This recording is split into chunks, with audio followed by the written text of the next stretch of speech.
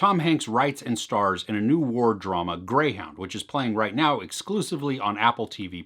It's about the battles at sea in the Atlantic during World War II. So is this movie seaworthy? That's a double pun, get it? Seaworthy as in boat, and seaworthy as in is it worth seeing? Yeah, I know, I'm an idiot.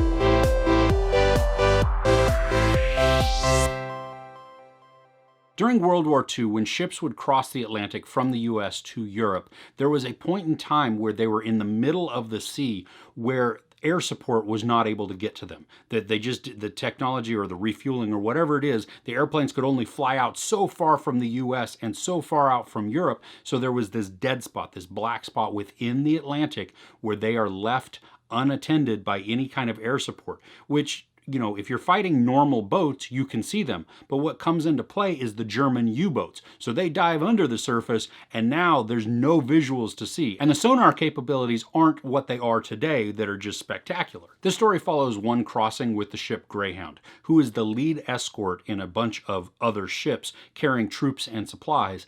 And its job is to protect, to scout, to attack, to protect the rest of the fleet. There are some others that help along with that, but for the most part, I mean, you have some large cargo ships that are just carrying troops and supplies, and there's no way for them to defend themselves. Tom Hanks is a new commander of the Greyhound, and it's his first time across. The action begins almost immediately and continues without really any downtime for the entire film. The story is really efficient in what it's trying to convey, and that means that we don't get a ton of character development, but surprisingly, it works all right. I mean, we're thrown into the action almost immediately, and through that, we get to see some of the characters, but we get to see them in action. And so we learn little nuances about their personalities, about their character, and especially about Tom Hanks, who is the star, and he's got the most screen time. I mean, he is almost on screen the entire thing. And I really like that that gives us an insight, because as we watch Hanks, we get to see like what makes him tick. And there's small things too that really help build his larger character. And he continues to show us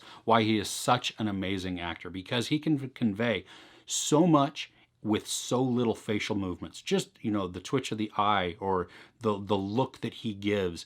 And there's so much emotion, there's so much energy that is packed into that he doesn't have to say anything, and we know exactly what he's feeling. Special effects work well in this. It really does feel like we are on the bridge of a ship in the middle of the Atlantic, in the middle of a battle. I mean, it is close quarters in there. I mean, it's amazing how many people they shove in there, because they all have a job to do, and every single one of their jobs is important.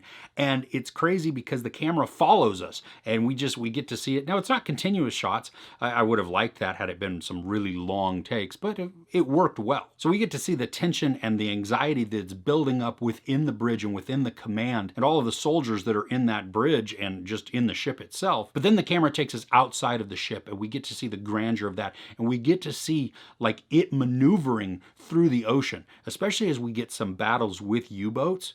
That is insane. You talk about these giant ships, and sometimes they have to move really quickly, and it's amazing how well they're actually able to move and how quickly they can maneuver, where you wouldn't think that something that, I don't even know how long it is. I mean, really long and really heavy, and you know, it's on a little thing inside the water, so I mean, it could almost tip over. And you see it sometimes when they're doing some hard turns. Man, strap me in and, you know, have all kinds of gear on me, because I don't want to be thrown off, because it looks like they are like coasting right up next to the edge of the water. The movie was really exciting. There were a ton of action scenes because, like I said, almost from the very beginning, we're thrust into action, and it doesn't let up. I love that we get all of the different perspectives and angles as battles are ensuing. And I mean, I was clinching at times. It was nail biting at moments, because the anxiety just continued to rise up and rise up and rise up. And I didn't expect that. I mean, you would think, you know, for a war movie, okay, yeah, there are times where you're like on the edge of your seat a little bit, that there's some anxiety. But this one was almost nonstop.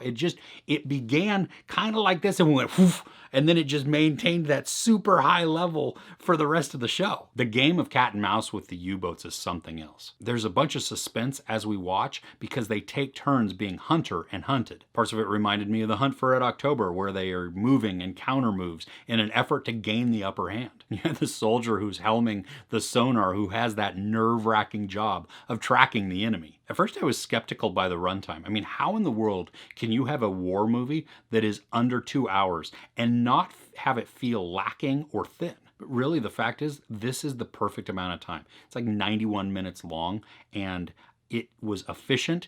I wasn't bored, but it wasn't lacking either. Like, I didn't feel cheated out of a narrative. And that also means that they didn't put any fluff in it, that they kept it to what the story needed.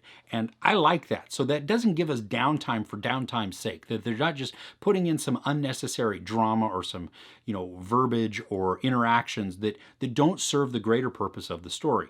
This one, every bit of it went to tell the narrative. I really do think this would have been fun to see in the theater with just the huge screen, the booming speakers. But as it is, you get to see it at home. And so, you turn up your speakers as loud as you can, or your headphones if that's what you're watching it on, so that you get the true experience. But I think we do miss a little something by not seeing just the massive sea battles on a gigantic screen. If you do have Apple TV Plus, then this is certainly something to check out now.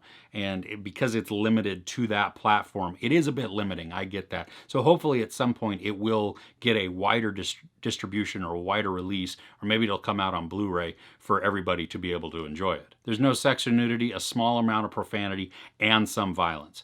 I give Greyhound 4.5 out of 5 couches. Do you have a favorite war movie, one that you always go to, or one that you could just sit down and watch over and over and over again? Let me know what that is in the comments below. If you enjoyed this review, please give it a like. Also, don't forget to share and subscribe. I'm Chris. This is Movies and Munchies. Thanks for catching with me.